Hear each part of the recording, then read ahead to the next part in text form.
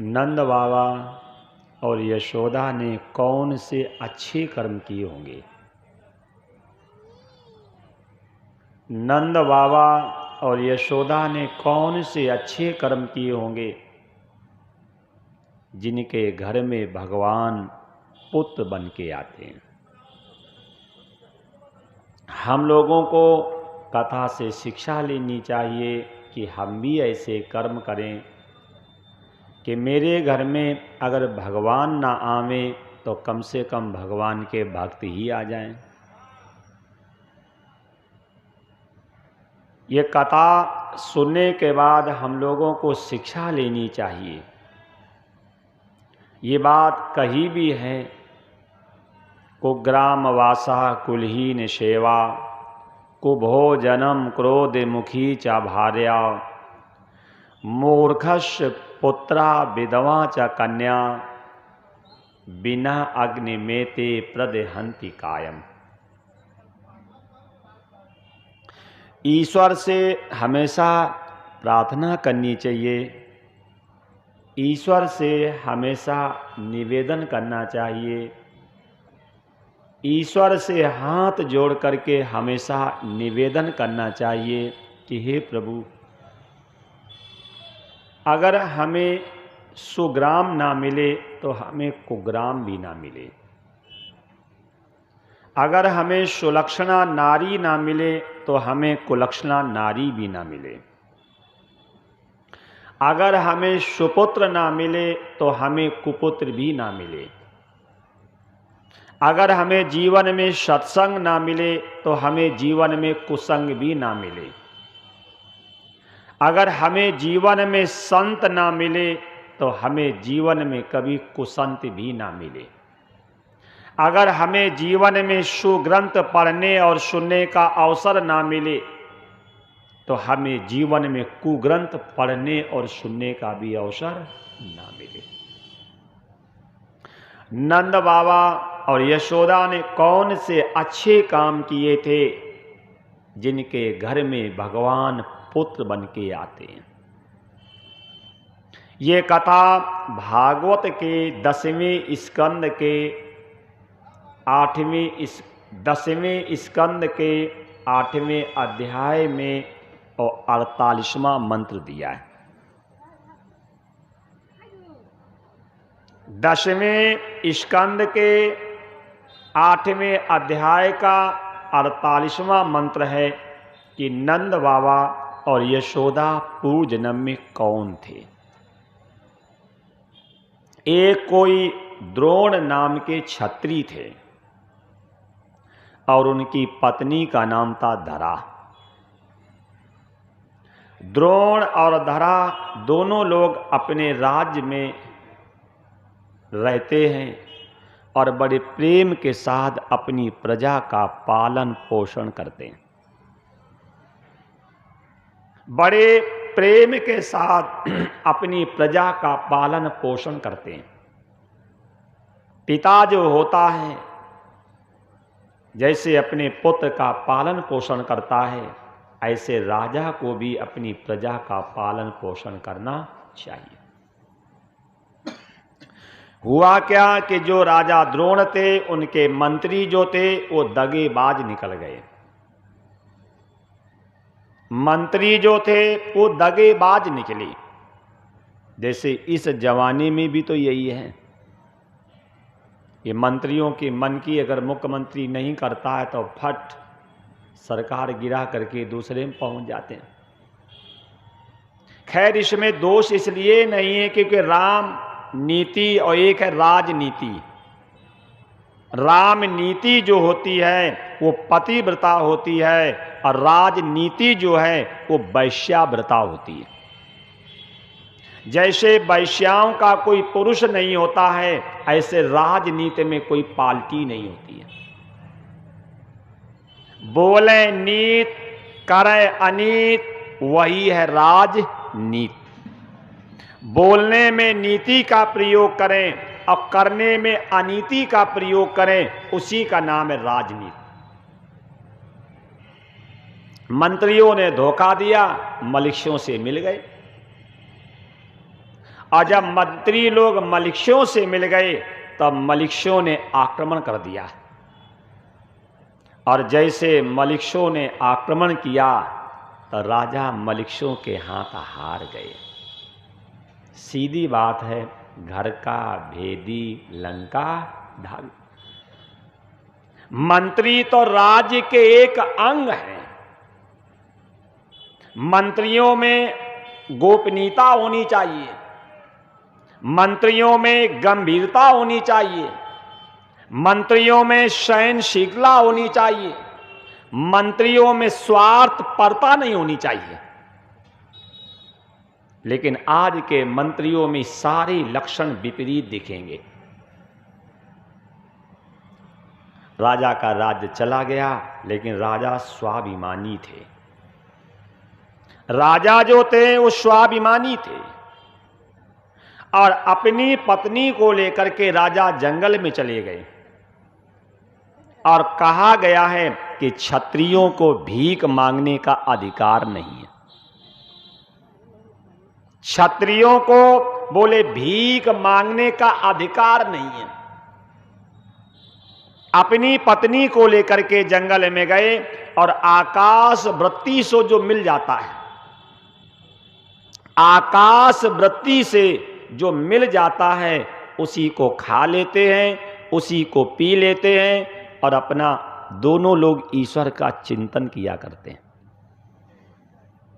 दोनों लोग अपना ईश्वर का चिंतन किया करते हैं।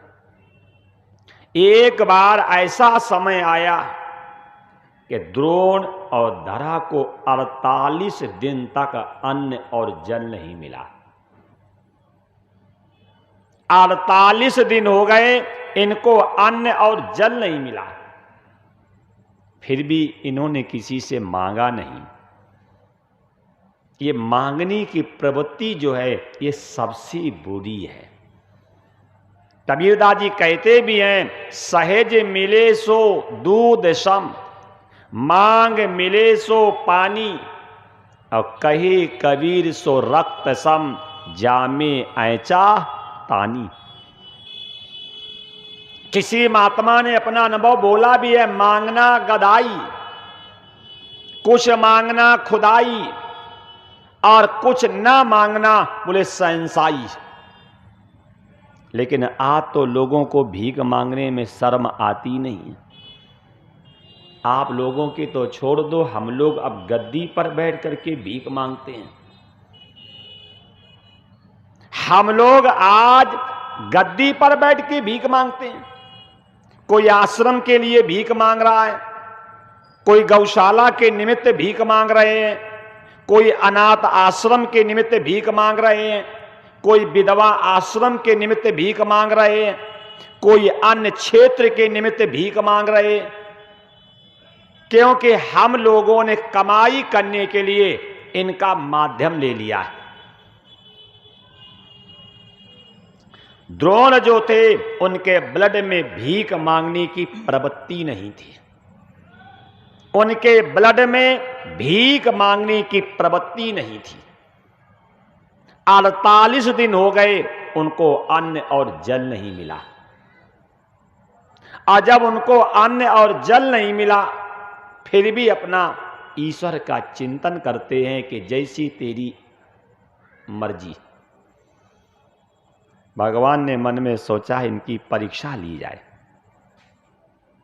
भगवान ने एक सन्यासी का रूप लिया, और सन्यासी का रूप लेकर के और धरा की कुटिया के सामने पहुंच गए। सन्यासी का रूप लेकर के और धरा की कुटिया के सामने पहुंचे, और जाकर के बोल पड़े, माताम भिक्षाम देई। द्रोण साधना में बैठे थे, धरा सेवा में तत्पर थी, और जैसे धरा ने गेट पे एक यति को खड़ा हुआ देखा, धरा ने दोनों हाथ जोड़ करके कहा, यति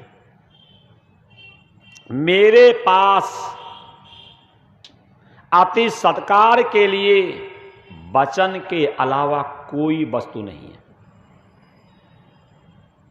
मैं आपका अति सत्कार सिर्फ वाणी से कर सकती हूं। अति सत्कार के लिए मेरे घर में एक दाना अन्न नहीं है, एक बूंद जल नहीं है। हम आपका अति सत्कार द्रव्य से नहीं कर सकते हैं, अन्न जल से नहीं कर सकते, सिर्फ हम वाणी से कर सकते हैं। सन्यासी बोल गया, देवी मैं 50 दिन का भूखा हूं, मैं 50 दिन का भूखा हूं, और अगर दोपहर तक हमें भिक्षा ना मिली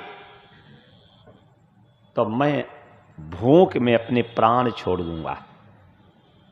दरा ने हाथ जोड़ करके कहा, यति अगर आप मेरी गेट पे प्राण छोड़ दोगे तो हमें एक यति हत्या का दोष लगेगा। अगर आप मेरे गेट पे प्राण छोड़ देंगे तो हमें यति हत्या का दोष लगेगा। आप किसी दूसरी कुटिया के पास चले जाओ और जा करके अपनी क्षुधा को शांत कर लो। महात्मा जी ने कहा, देवी अब हमारे शरीर में इतना बल नहीं है कि मैं दूसरी कुटिया तक जाऊं। महात्मा जी वहीं पे बैठ गए।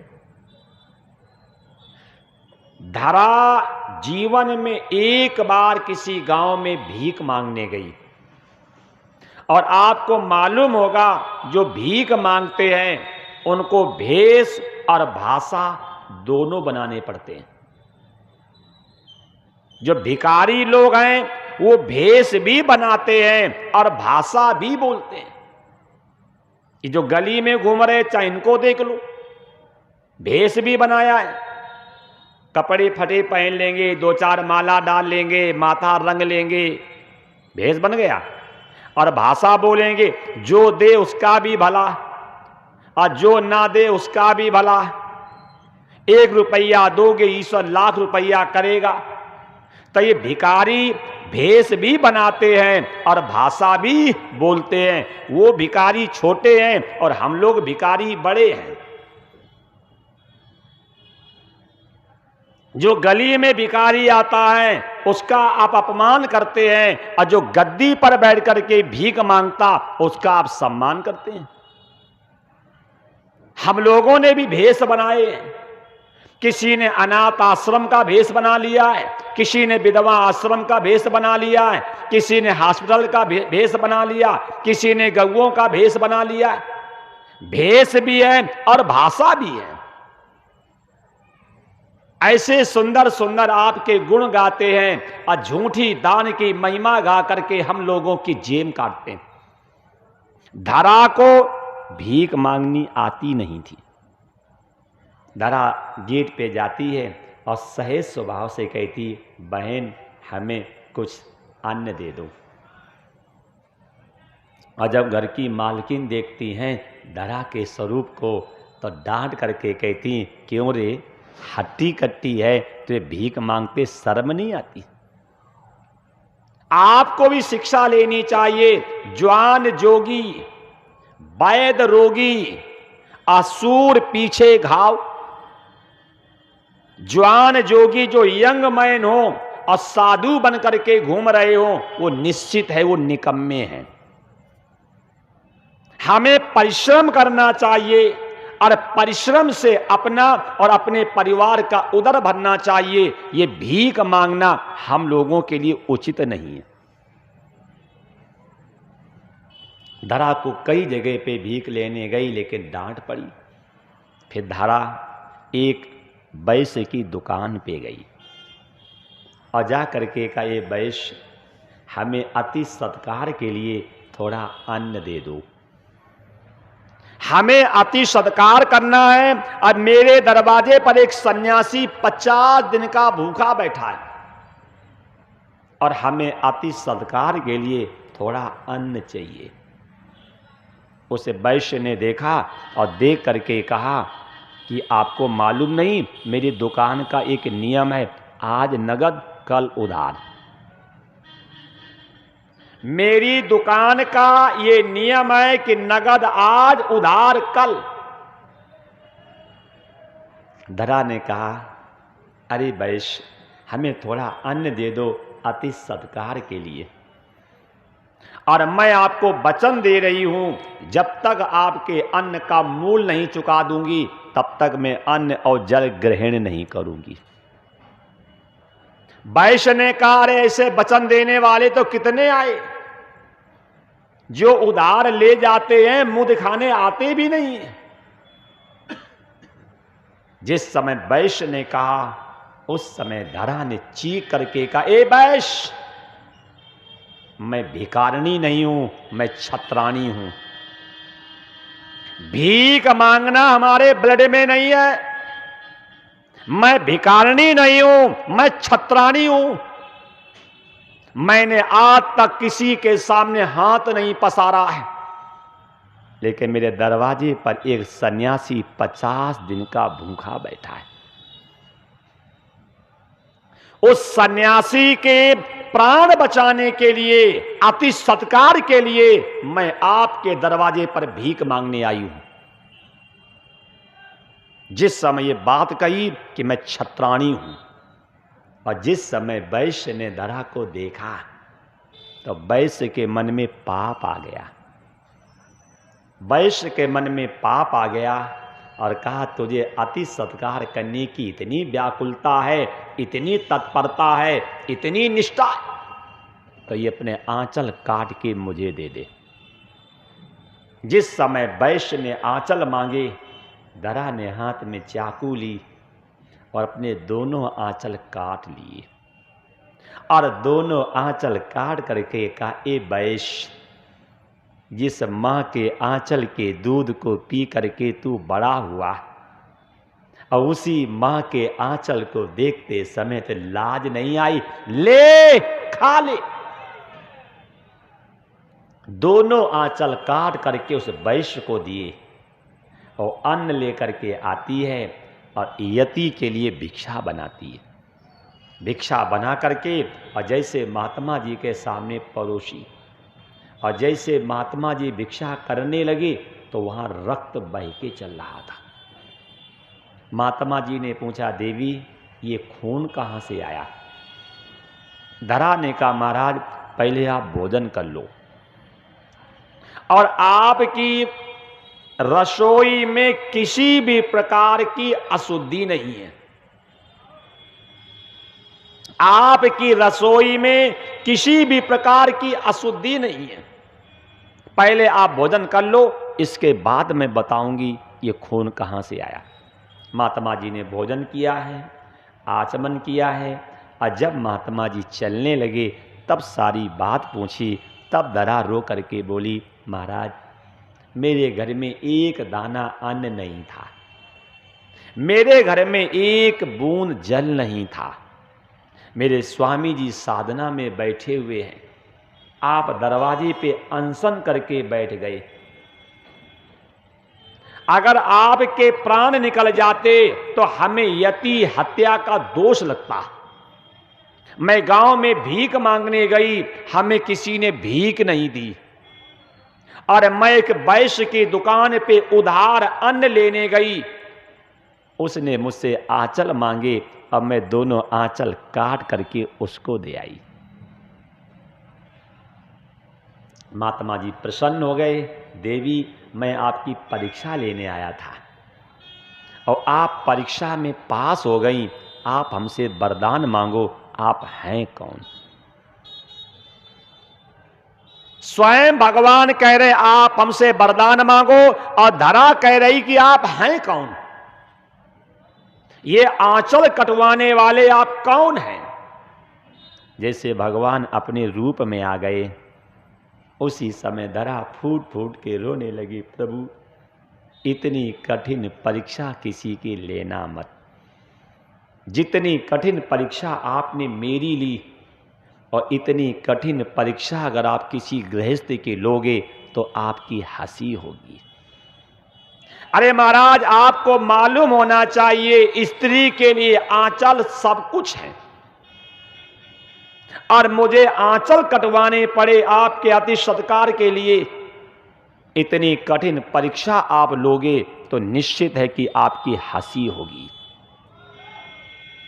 निश्चित है कि आपकी हंसी होगी। भगवान ने कहा, मां मैं आपको वचन दे रहा हूं कि आज के बाद इतनी कठिन परीक्षा किसी भी गृहस्थ की नहीं लूंगा, और कुछ वरदान मांगो। धरा ने कहा, दोगे? प्रभु ने कहा, हां। धरा ने कहा, अगर देना चाहते हो तो मेरा आपसे एक ही निवेदन प्रार्थना है कि आप पुत्र बन करके आओ और इसी आंचल के दूध को आप पान करो। आप पुत्र बन करके आओ और जिस आंचल को मैंने अति सत्कार में दिया और आप उसी आंचल का दूध पान करो। भगवान ने कहा, ठीक है मां, मैं आपको वचन दे रहा हूं कि आप मेरी मां बनेगी और मैं आपका पुत्र बनूंगा और इसी आंचल का दूध मैं पान करूंगा। और कुछ मांगो। आज की कोई मां होती तो यही कहती, वैश्य को मार दो। लेकिन धरा ने क्या कहा, प्रभु देना चाहते हो तो आपसे प्रार्थना है कि अपनी पत्नी को वैश्यों के यहां भेज दो। आपसे प्रार्थना है, अगर देना चाह रहे हो तो आप अपनी पत्नी लक्ष्मी को वैश्यों के यहां भेज दो। देख लो, प्रायः वैश्य पैसे वाले होते हैं। ये कथा से शिक्षा ले लेना। अगर किसी ने आपका अपमान किया है, किसी ने आपका तिरस्कार किया है, किसी ने आपका बुरा किया है और आपको सफलता मिली है, तो ऐसे व्यक्ति के एहसान को कभी भूलना मत। धरा ने वरदान मांगा है कि आप अपनी पत्नी लक्ष्मी को भेज दो और हमेशा वैश्यों के यहां निवास करें। और कहा भी गया है, ब्राह्मण ज्ञान से बड़ा होता है, क्षत्रिय बल से बड़ा होता है, वैश्य धन से बड़ा होता है और शूद्र आयु से बड़ा होता है। ब्राह्मणों में ज्ञान की प्रधानता होनी चाहिए, क्षत्रियों में बल की प्रधानता होनी चाहिए, वैश्यों में धन की प्रधानता होनी चाहिए और शूद्रों में आयु की प्रधानता होनी चाहिए। ब्राह्मण का धर्म है आडंबर का नाश करना, क्षत्रिय का धर्म है अधर्म का नाश करना, वैश्य का धर्म है अभाव का नाश करना और शूद्र का धर्म है असेवा का नाश करना। ये कथा भागवत के 10वें स्कंद के 8वें अध्याय के 48वें मंत्र में द्रोण और धरा की कथा आई है। क्यों वही द्रोण जो थे नंद बाबा बने और धरा जो है वही यशोदा बनी, और वही यति जो है वो भगवान कृष्ण बने जिसने यशोदा के आंचल के दूध का पान किया।